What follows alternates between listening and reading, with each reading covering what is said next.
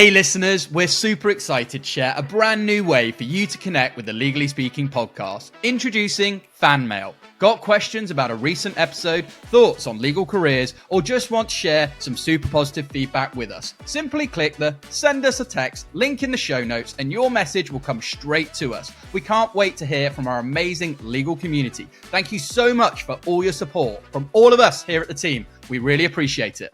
You are the differentiating factor. You now have to think about the sales behaviors and the activity that you have to do to educate the market, bring them along with you on this journey of discovery about why talking about money in the workplace isn't just a good thing. It's really helpful in delivering better trusted advisors. But really, why is law firm economics so important? Because when people don't understand law firm economics, what we start to see are behaviors that I think businesses are struggling with, but it also comes down to the extent to which money has an impact on your mental health. On today's Legally Speaking podcast, I'm delighted to be joined by Carla Hoppe. Carla is the founder and CEO of Wealthbrite, a platform for providing financial skills training. Carla was previously a corporate solicitor at PwC Legal, an associate, senior associate, manager and senior manager in international tax at PwC, and director of international tax and transaction services at EY. Carla is now dedicated to teaching about the importance of financial literacy, delivering training on building financial confidence and resilience. So, a very big warm welcome, Carla.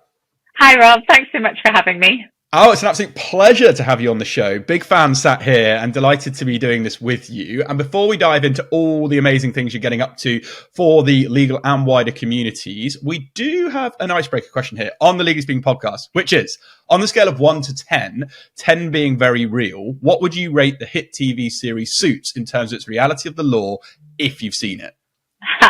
I'm going to give it like somewhere between a 5 and a 6 because I think that whilst it does a really good job of accurately demonstrating that actually reality of most people's day jobs is working very hard in an office location, oftentimes very long hours, some late nights, I think it's definitely glamorized life as a lawyer in a way that's often, I think, completely unrealistic.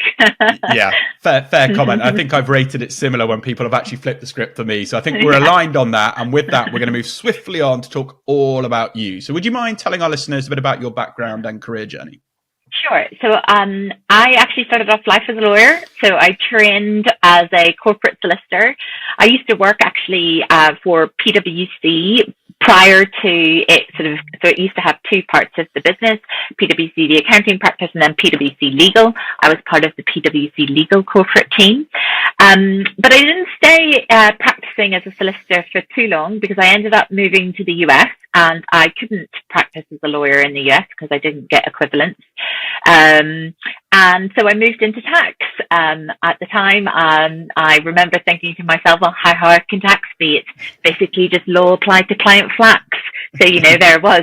And lucky enough for me, at the time in the US, the practice in the US accounting firm was very much that they recruited about 50-50 folks from a legal background and those with a pure accounting background. So I transitioned into tax and I spent the vast majority of my career working in international tax for PwC before moving on to EY. And it was whilst I was at EY kind of looking forward on the path to partnership that I actually decided, no, I think I want to do something different. And I've had a lot of experiences throughout my career where I've been involved in outreach programs, I guess what you would call today social mobility programs, supporting workplace readiness schemes for young people from more disadvantaged backgrounds. And I guess as part of that program, that's when I started getting exposed to the massive financial literacy gap that exists in our system.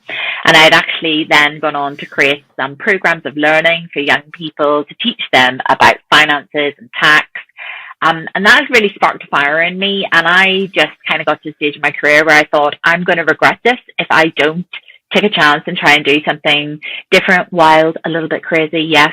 But actually, I just thought, you know what, I need to make this decision now, because if I did end up accepting and get accepted into the partnership, I just knew that, that that was a role that would require 100% of me, and I wouldn't have the opportunity to do this other thing. So yeah, took a leap of faith, and here I am 3 years later. And it's a great journey, and we're going to go into talk to that. I'm probably going to butcher a quote I read recently around, wild ideas are wild, but don't try and be wild enough to get people to understand them. I.e., if you have this crazy idea, you've got the vision, you've got the mission, and absolutely you go all in and do it. And you're doing it, right? So let's talk about the present. You're CEO and founder of Wealthbrite. As I say, we're fans here at the Legally Speaking Podcast. I think you've done a tremendous job. But for those who may be new to Wealthbrite, what is it, and what inspired you further to really lean into this on the backdrop of what you just said? Yeah, sure. So I guess if I was to sum it up in a nutshell, I'd say Wealthbrite, we want to be, and we believe we are to some extent already, the sort of go-to provider for the legal sector on financial wellbeing support for employees, and specifically for those at the start of their career. So I guess, the mission at Wealthbrite is really about closing the financial literacy gap, and I say that because that is the starting point, but actually really this is about doing two things. It's on the one hand about bringing the accretive value to firms of having a more financially literate workforce, because if you understand how money and finance work, not only are you better at, managing yourself better in terms of your personal finances, and that means all the good things like making your money go further, ensuring that you're investing in your pension, but also reducing stress that shows up in the workplace. So that's one thing. But actually, there's a flip side for businesses, and I think this is going to be increasingly important as we move into next year in terms of how we communicate to businesses. It's also about mitigating against the risks of poor financial behaviours and damaging financial problems. And that's everything from sort of workplace stress that impacts on just how you show up and your level of productivity. But its worst extreme levels, it actually goes to some of the instances, of which there have been many, of people who maybe misappropriate company funds because they've got gambling addictions or problems or problem debt that they're trying to solve in some way, and they actually end up using, I've spoken to businesses this year about people who've used company credit cards because they've run out of money and they haven't been able to pay them off. So this for me is about aiding companies to have taken appropriate measures and mitigating the risks of those types of events happening in their workforce. And the how we do that is, of course, training. We provide resources and training for people to understand how to essentially build positive financial behaviours so that they can also prevent those crises from happening. Yeah, and that leads nicely on to what I was going to ask you next in terms of going deeper on what you just shared on the training, because I think it's phenomenal how you've broken it down. So would you mind telling us more about the programs you offer? I believe you have Rainmaker, Wealth Builder, and Resources programs. So just talk us through a little bit about those.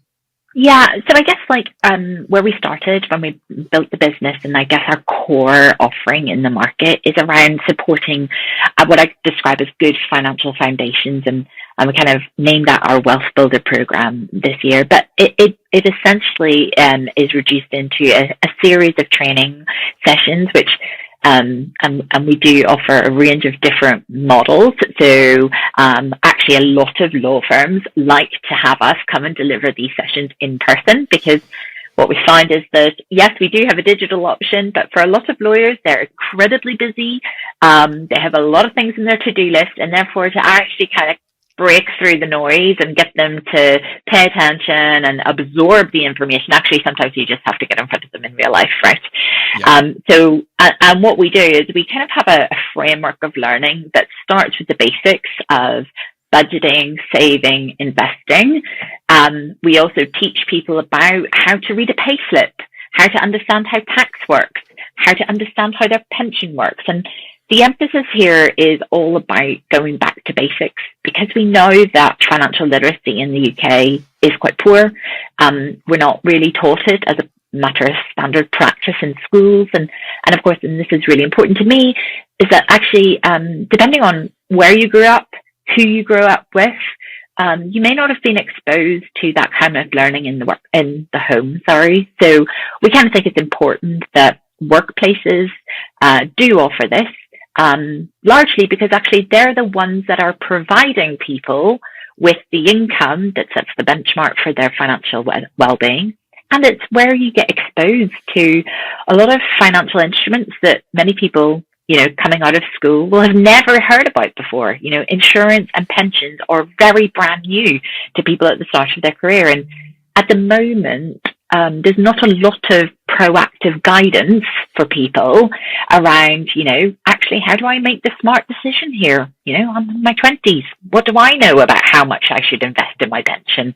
Why does it matter? Why should I be thinking about retirement when I'm in my 20s? This isn't present for me. And so we kind of disrupt the kind of regular pattern by bringing our training and kind of educating people about why actually, yes, it's important that you start thinking about this now, not just at a later date.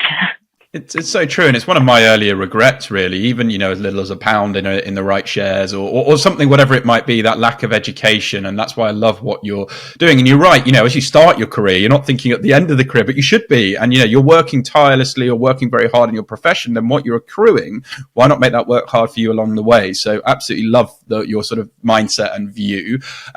This is a hard one because I think we're living in an exceptionally fast-moving space, even when it comes to finances. There are some staple ways to go about sort of building wealth. But what are some of the exciting trends you see in financial education, and how do you see Wealthbrite potentially evolving and actually keeping up with any trends within that?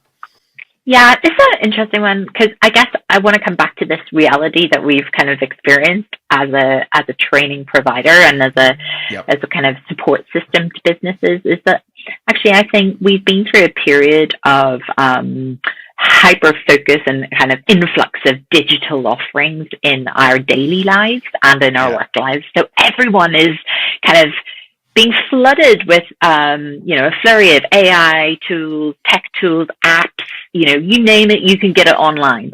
And what I've been discovering over the last, Wealthbrite, we've been in existence for 3 years, trading fully for 2.5 years now. And actually, I think I am increasingly aware of how much people crave a human experience. Yeah. And they crave the human engagement.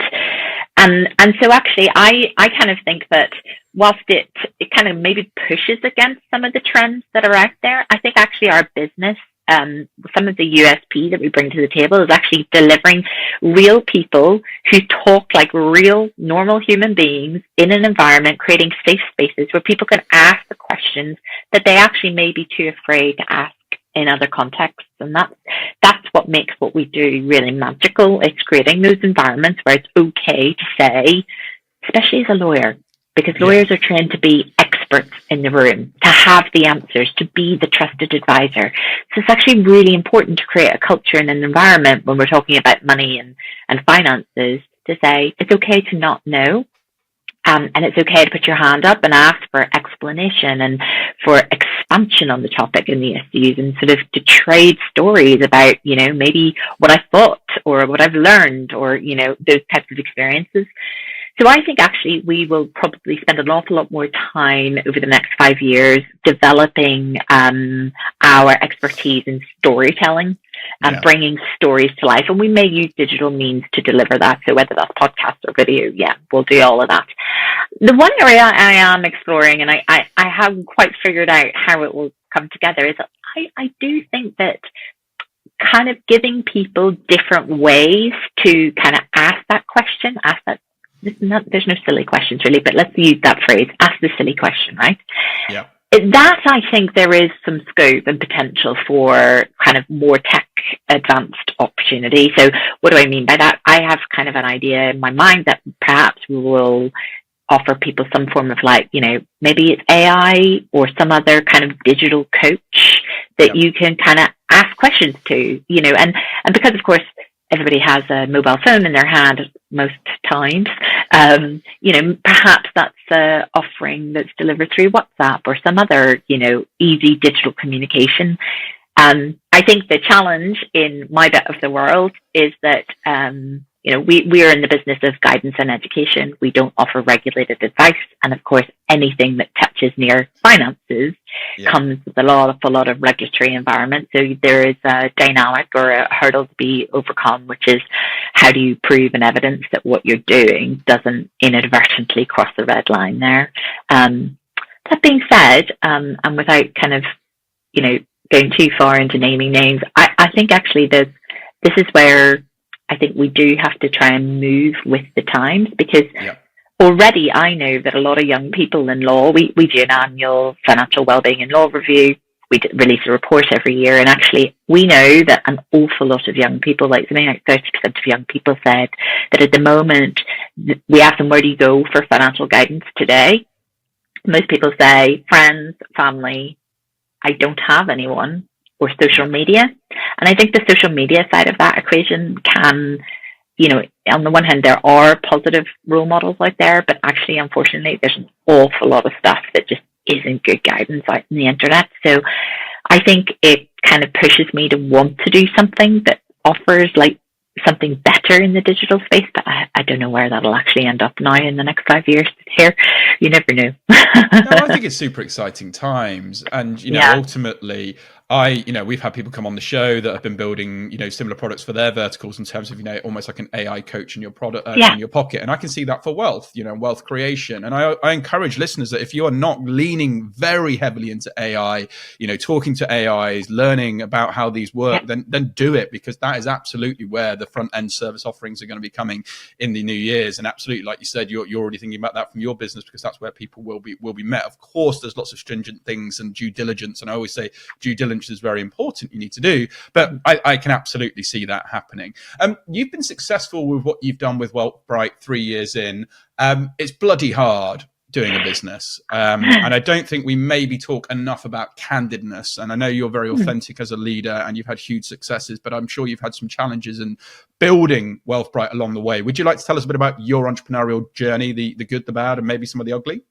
Sure. I guess, well, let's start with where it all began, because I think something that's not often spoken about, and I think it's an important point to make, is that actually it's quite a privilege to go all in to your business, right? So actually, when I started Wealthbrite, I came up with the idea, but I was actually working part-time. So I was head of tax at an AI tech company called Graphcore, and I was working for them 3 days a week whilst I was building the idea of Wealthbrite. So I didn't just suddenly wake up one day and decide, yes, I'm going to start a company and here I am and let's go, right? It was a sort of very iterative process, and one that was bootstrapped for, you know, the first couple of years. And it was tough. Of course, you have to, I think actually the reality of turning an idea into reality is much harder than most people realize. There are lots of great ideas out there, but actually making it happen is an entirely different thing. I think, you know, and again, something I've learned along the way, and I think I continue to hone my skills in this space, is that I realized that, you know, obviously as a founder, but you're in sales mode, right? You become a salesperson.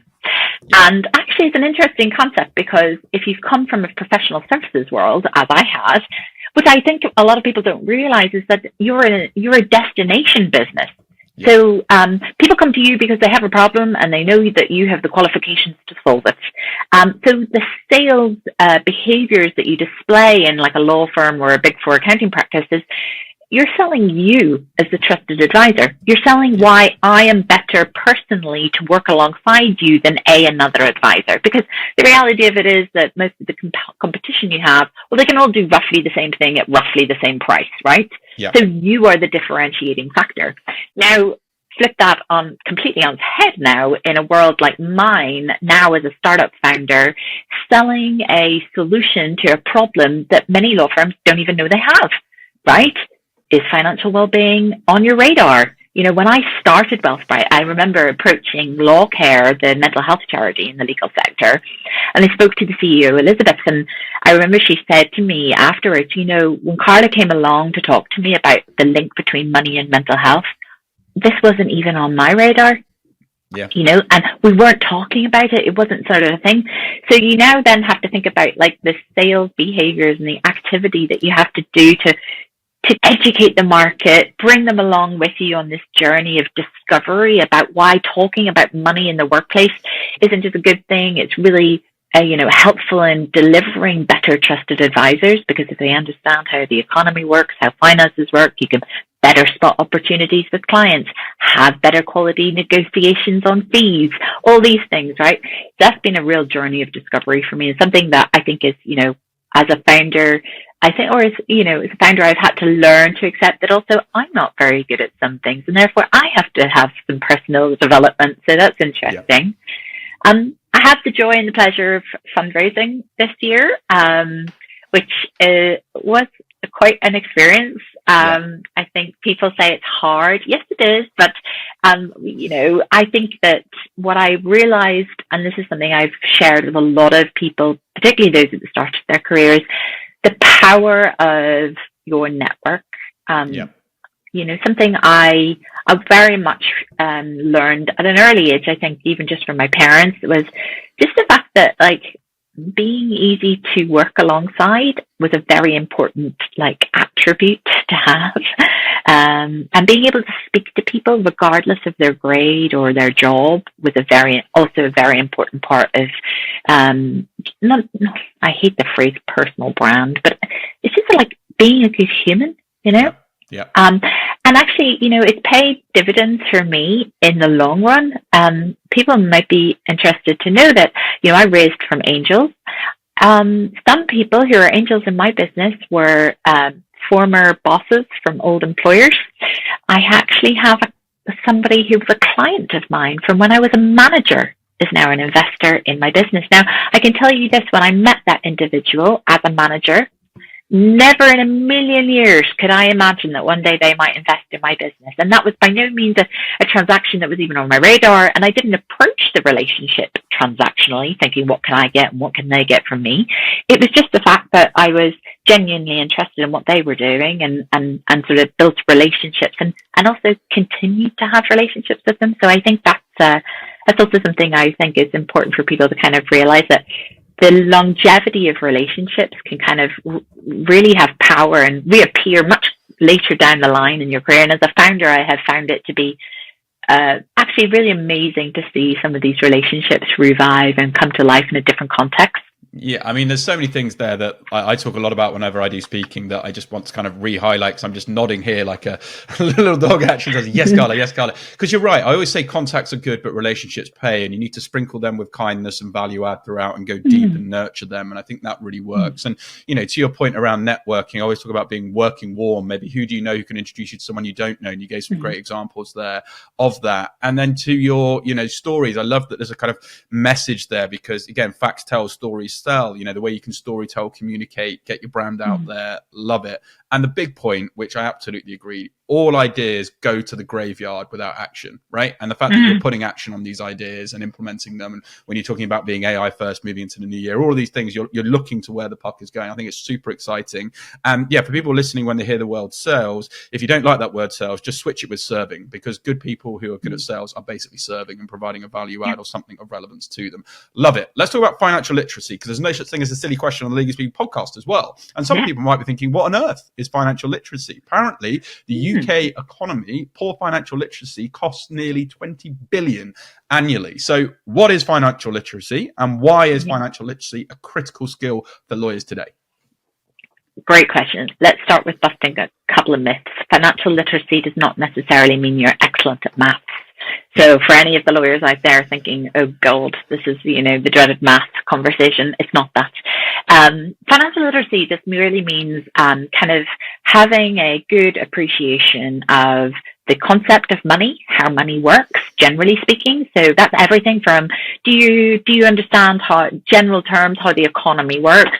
Do you understand how things like interest rates and inflation kind of operate and work, and what the implications are? It also means a little bit about you on an individual level, understanding how to manage your money. So day to day, are you able to cover your costs, pay your bills on time? Are you falling behind on debts, or are you able to keep up with them? And I guess people may not realize this, but actually in the UK we have a financial wellbeing strategy. And so actually what it classifies as good quality financial well-being is having the requisite level of understanding, which is the literacy element, but that not only can you manage your money, but that you can also plan for your financial future. That, includes everything from making a plan, having a plan, setting some goals, and then taking action to deliver on that plan. But it also comes down to the extent to which money has an impact on your mental health. So when we talk about someone having positive financial well-being, there would be indicators that they are not struggling with significant levels of financially driven stress or anxiety or depression or any other mental health implications. So that's what it is. You mentioned this kind of number of £20 billion annually. People might be thinking, well, where on earth does that come from? Actually, that is a statistic born out of some research that the CBI economics team did, and they looked at actually, well, how does poor financial literacy show up in the workforce? Yeah. And they looked at instances of absence, long-term sick leave, and lower productivity brought about by stress and anxiety. And that 20 billion was the number that they concluded was, as a minimum, the cost of having financially illiterate workforce. So I always say, I've heard people say this to me, it's called personal finances for a reason. It's a personal matter. And I sort of go, well, the reality is, COVID taught us nothing, is that the person that we are at home shows up at work. So, it's kind of like these lines have become blurred, increasingly so in the modern workforce. Like, it's not the case that you have a work version of you and a home version of you. Those two are the same people. And as I said, for me, this is about, it's not just about like being nice to your people and doing something that is like a added value benefit. It's fantastic. If you are the type of employer that wants to stand out from the crowd, is creating a, world-class workplace culture, then and I know some of those, and yes, they're doing that piece around holistic well-being. What are our benefits that we offer our people? What is the sort of above and beyond training that we want to make available to our people? But if you are sitting in a firm for whom maybe they don't have that same people-centric culture, well, then think about it on the other side of the spectrum. Actually, the cost, risk, and revenue loss that you kind of suffer when actually poor financial literacy causes poor financial decisions that have a consequence and kind of and an impact on your business. And I'll give you a real life example. There was a trainee solicitor here in the UK who was actually jailed last year for funding a gambling addiction, and did that by fraudulently redirecting client monies into their personal bank account and directly taking from client funds. And unfortunately, I've been doing some research on this about, instances of gambling addiction particularly, and how it is impacting on people's behaviors at work. And I've been peeling back the onion on this, and I'm looking at the news stories. And of course, the news stories are just the tip of the iceberg, right? And actually, this is a much bigger problem than I think a lot of people are really kind of confessing to. I read earlier that something like 1.3 million people in the UK are suffering with problem gambling. Yeah. And so, reality of it is that probably we all know someone who either has a gambling problem, or we know someone who knows someone, right? That is a strong likelihood. So for me, this is about, if firms want to take a very kind of risk-based approach to the problem of financial literacy, it's about mitigating the chances of these sort of catastrophic events happening in their workforce. And unfortunately, law is not immune from these same problems that everyone else in the world has as well. Today's episode is brought to you by Clio, the all-in-one legal practice management software designed to help solicitors like you save time, stay organised, and deliver outstanding client experience. Clio is trusted by thousands of legal professionals worldwide, offering a user-friendly interface, seamless time recording, automated billing, and secure cloud storage, so you can manage your practice from anywhere. With Clio, you'll get award-winning support available 24/5 by live chat, phone, and email. So help is always there when you need it most. It's no wonder Clio consistently receives 5-star ratings for its ease of use and top-notch service. If you're ready to experience a better way to manage your practice, visit clio.com/UK to learn more and see why Clio continues to be the go-to choice for solicitors across the UK. Now back to the show. Thank you for highlighting some really, important examples there. I just want to sort of go back to the point that you said about, we're humans, because, I don't really get on with the expression work-life balance. It's life and it's choices we make. I could have my sick daughter that's been up all night and then expect me to go and be 110% and this sort of trusted advisor on it. It's just not possible. And so I think understanding human behavior and sort of modern working is super important. So really appreciate you flagging that. Okay, let's talk a little bit about law firm economics a little bit deeper, because why does understanding law firm economics make you a valuable member of a particularly high performing team? I'm going to say something that will sound a bit like cheeky, but I think sometimes people are almost surprised by the notion that when they go to work every day, their day job is not actually, of course their day job is to be a lawyer, but your day job is actually to make money for the company that you work for. Yep. That's the bottom line here. That's what we all do. If you're for a for-profit, not a charity, you are there to make money. True. Let's put that caveat in. True. But so I always think it's kind of interesting to me that actually a lot of people, particularly again at the start of their careers, are not that confident in being able to ask the question, well, how does my business make money? Right? And maybe the second question they should be asking, or at least should be presented to them, is how do we make money? And therefore, what is your role in supporting us to make money, right? And that's why for me, actually, when we think about financial literacy, yes, there's the personal finances side of it, which is our Wealth Builder program. But the Rainmaker program that you mentioned earlier, that's our kind of corollary program. This is about helping people understand the economics of doing business. What this isn't about is turning everybody into little mini accountants, right? Yeah. I'm not expecting everybody to be able to kind of knock up a set of accounts or even feel like they have to be looking at accounts all of the time. I actually personally think that's a very good practice, that you should be reading the accounts of your clients, because the accounts are telling a very interesting story about the performances of businesses. But really, why is law firm economics so important? Because again, when people don't understand law firm economics, what we start to see are behaviors that I think businesses are struggling with, which, let me give you some examples. So this year, I've had a number of law firms come to me to say, well, different things. There are law firms out there who are struggling with cash flow management. Because actually the debtor days that they have, so the number of days an invoice remains unpaid, is extremely long.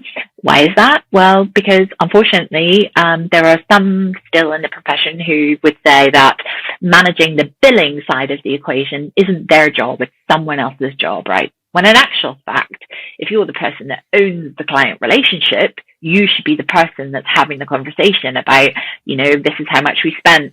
Maybe it's under, maybe it's over what we originally quoted. Here's the justification for the bill that we're sending you. Hey, we've sent you a bill. Oh, please can you actually pay the bill? Yeah. And this is a practice that, if I compare and contrast my own experience with, is kind of different in the Big Four, right? Because in the Big Four, from day one, you're responsible for analyzing WIP on a code. It is drilled into you about timesheet management, which I know it will be in law firms as well. But then actually we had to do the invoices ourselves. We had to send it out. And actually I found that as I progressed through my career, that exposure to the financial conversation of the work that we did was something that actually did enable me to be a better advisor. So I'll give you again a real example from my own experiences. I was involved in a very high profile transaction, moving a well-known UK brand who wanted to move their headquarters overseas. And, at the time I had a very good relationship with my key client contact. But what happened was there was lots of things that came out of the woodwork as we started to unpeel, what would this transaction involve? And it meant that we had made a quote, and the quote had a range, but we were expecting to go way over that range. And we had to have conversations, and I had to be able to sit down with my client contact and say to them, okay, here's what's happened. Yep. I've kept you in the loop. It's all about communication, right? It's communication skills, keeping them in the loop, explaining what was going on, and then being able to put together a business case that we could take to the audit committee and actually stand up in front of senior leaders within the business and explain this is why it's going to cost more than we initially thought. And I think, if I hadn't been so comfortable talking about money, I would have really struggled to have that conversation effectively. And I have seen that behavior in other colleagues, right? Folks who maybe just never want to talk about money, whether it's personally or in work. They've really, they've shied away from the difficult conversations. And sometimes that might mean they just choose, I'll just write it off. It doesn't really matter. I don't really want to get into a difficult conversation, right? And all of that, of course, has a trickle-down effect on the performance of the law firm. And in today's environment, hyper-competitive landscape in law, actually there's an increasing emphasis on ensuring healthy profit margin in law firms. And that means everybody from senior leader all the way down to trainee and apprentice have to think about what impact are they having on the bottom line. And so that's why for us, again, it's not about turning everybody into an army of accountants, but it's about telling people to, first of all, understand the mathematics of making money. And then secondly, what are the behaviors that you can be adopting today that means you're going to have a positive impact on that? Yeah, and like you say, you slowly but surely become a real trusted advisor with the people that you're working in and around. And I think that's where a lot of people should aspire to be. And when you've got that cracked and you're operating at that level, with that level of human touch as well, you can retain, you get referrals, you get growth, all of these amazing things. I love it. Okay, let's talk about some misconceptions, because I know there's loads. So let's talk about what are maybe the biggest misconception people have about managing their personal finances. Yeah, I think the biggest one for me is that there's maybe a misconception that just if you earn more, that you'll be better at managing money or more financially well. Yeah. Actually, the data doesn't support that at all. So we have data at Wealthbrite where we survey lawyers across the full kind of spectrum of grades. And obviously with that comes data on income. And actually, there's really not a lot of evidence that simply having more money makes you better at doing some of the basics of managing money. So let me give you some really clear examples. Again, one of the metrics that we use in our annual survey is a question that says, how readily can you afford to pay an unexpected cost of £850 without relying on borrowing or credit? Now, this is a metric that actually we spoke with the Office for National Statistics. We borrowed their indices because why? Because we can then benchmark against national averages, right? Now, at present in the United Kingdom, the national average is that about 40% of people say, no, I can't afford that. In law, this year, 2024, 36% of all lawyers said they could not afford that unexpected expense without borrowing credit, and that increased to 42% amongst junior lawyers. So already we see that law is kind of nearly on par with the national average. But of course, then you dig into income profiles.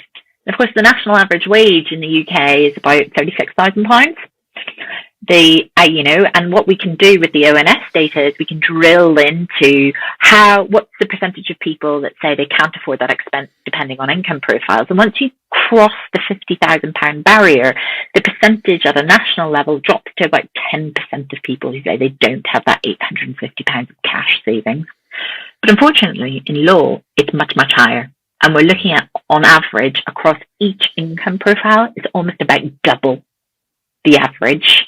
So we're seeing, lawyers being almost twice as likely to say that they do not have that cash buffer to fall back on, and they're relying on borrowing and credit. And you go, well, hang on a second, how can this be happening? We've got, well-published data that says, even newly qualified on over £150,000. But how is it that they don't have less than £1,000 in cash savings? And so this is sort of one of the metrics, just as an example, to show that actually this misconception that just having more makes you better at what you do. Actually, our data would show that having more sometimes causes an increased level of stress and anxiety because people feel overwhelmed by the responsibility of managing money without having had proper guidance. And we ask every year about people who feel like having more causes them to spend beyond their means. And Yeah. actually, yes, 60% of lawyers say yes, they feel the need to spend beyond their means to keep up with a certain lifestyle and expectation. And so actually sometimes having more can almost compound the problems when people don't have a safe space to turn to for guidance. Yeah, and it's so true. And I've had friends that have been, financial advisors and everything else, and they talk a lot about lifestyle creep. Yeah. In terms of you go through this next banding, okay, right, maybe you then get that bigger house, or maybe you then get that. And, a mentor said to me very, very, very early on, probably one of the best pieces of advice. He said 3 words to me, Rob: resist, resist, resist. And until you understand that and what that means, you can be super powerful. Okay, you have done loads this year, and you've been speaking and getting out and about. Legal Geek being one of them, obviously a huge event. And your pitch was about building financial acumen in your people is a business imperative. I can get my words out. The cost of inaction is a price no law firm should be prepared to pay, and the legal sector catching up with those using winning methodology. So tell us more about these topics, and how did you find your experience at Legal Geek? Yeah, well, I love speaking at Legal Geek. So it's my second time being there, and I think it's just a great space to. The thing I love about it is the opportunity to speak to a bunch of people who have all showed up ostensibly to learn about the latest tech kind of advances in law. And for me, and there's a few others that do something similar, but like for me to be in and amongst the mix to say, actually, you can have all the tech in the world, but if the people behind the tech aren't operating at full capacity, well, it's kind of a highway to nothing, right? Yeah. Because if we don't have people kind of operating at as I said, full capacity, it just doesn't happen really. So, what was I talking about today? I say Legal Geek, sorry. Talent drain and being one of the kind of markers and the cost of inaction when it comes to financial issues. So I was really talking about the fact that actually there's a significant level of financial stress in the legal system. So our data shows like 89% of those who are newly qualified up to 2 years are struggling with money worries on a regular basis. And regular basis in this instance means either worrying about money every day, very often or often. Yeah. So significant levels of financial worry. And I was explaining to those in the room that actually, historical trends in the legal sector show that there's actually a very high turnover rate, like something like 16 to 20%. And there is separate data out there that shows if you are financially stressed, you are 2.2 times more likely to move jobs. So my prediction for the sector was like, if firms continue to neglect financial well-being in their employee base, we project an increase in junior lawyer attrition over the next 5 years, driven by financial stress in the system. Now, again, I think if I pause for a moment, I say there will be some firms that hear that statistic and worry and do think, gosh, it's already costing me so much to hire, train, and retain, right? Do I really want to, inadvertently aggravate that system by choosing not to provide support in this space? And there will be firms that say, yes, but we're already doing something, right? We've got ourselves sorted. Unfortunately for those firms, I'm going to tell you another statistic. Like over 70% of the lawyers that we surveyed this year told us that they either know or don't know to the question, does your firm currently provide financial wellbeing support? So the vast majority of lawyers are unaware of any existing support in their firms. And to me, that demonstrates that what's being done right now isn't cutting through. So a lot of what people have done to date is have maybe a hub of written resources that people can access and get information on. And, I started off in this conversation telling you how even in our environment, yes, we have a digital learning program, but we know how hard it is to get people who are already spending all day in front of a screen to read another email or log on to watch another online learning course, right? So, the reality of it is that a lot of maybe the methodologies that firms have used up until now to provide in this space just haven't been cutting through. People want something that's more engaging, the human experience, and interactive. So I think that's a call to action from my side for firms, like say, you might think you're doing it, and to some extent you maybe have been doing something, but I think we're hearing loud and clear from folks that what's being done today just isn't really fulfilling their needs. So we need to look again at the models being offered and try and consider ways of bringing to life the stories around money and finance in a way that's kind of going to grab people's attention. I also sit on the board of a company I'm investing called Hector, which is all around learning and development, and it's a SaaS-based platform, but it's about interactive learning, and it's trying to kind of close that gap in terms of people who aren't getting access to maybe learning and development to reduce retention, attrition, all the things that you've been talking about. And it's so true that if you can get people's attention through the way people want it from a creative perspective, I think it'd be super powerful. And obviously what you're doing with Wealthbrite and your future plans and with AI integration as well, I think it's super exciting. One final question before we look to close today, because I've really enjoyed, Carla, all your insights, and it's about LinkedIn. We're both active there. You've been sharing your experiences of financial literacy, and in a post you shared how you watched your parents' experience with money, so you became a lawyer. So since then, what have you learned about money, and how has it influenced your values? Oh yeah, gosh. So I guess I'm first generation professional, so I guess I grew up in an environment where my parents, as I was sort of multi-heritage, so Asian family on my mum's side, and I guess, folks maybe listening will resonate with this, that I think there was an emphasis that getting a good job, becoming a lawyer was as a natural next step for a highly ambitious set of parents who were you're going to go on and do great things, and education was always regarded as the key to unlocking that future potential. Something I really learned along the way, and again, something we kind of try and embed into our learning practices at Wealthbrite, is to say, simply existing in a high income learning environment isn't going to translate necessarily into wealth generation without something else helping you overcome the learning gap around finances and money. So, again, let me just sort of explain it in some examples. When I joined the profession, I felt a lot like an outsider at the start of my career, because I came with this broad Northern Irish accent. I didn't really necessarily look or sound like a lot of the other people that I worked with. And when it came to picking things like understanding investing in my pension, or what I was getting in terms of pay or what to do with it, I didn't really know where to start. But to be honest, there was no way in hell I was going to ask people in work, because I didn't want to give them an excuse for thinking that I was already more different than I felt. Now, I don't actually know that anybody really regarded me in that way, but let's just say for a moment that was something I felt. So I think for a lot of firms who are thinking about supporting the progression of socially mobile and diverse talent, I think really recognizing that your lived experiences with money are maybe markedly different depending on how you grew up is a really good first step. And so I think it's important to kind of provide resources for everyone, but particularly with that group of talent in mind. But I even think then, so that got me, maybe I had to learn how to manage money, just manage the income I was getting. Great, that's the first hurdle. As I said, moving from high income into wealth generation is a totally different ballgame. That's then now you need to understand investing, you need to understand property, you need to understand, ISAs and all these other tools and tax efficient options that are out there.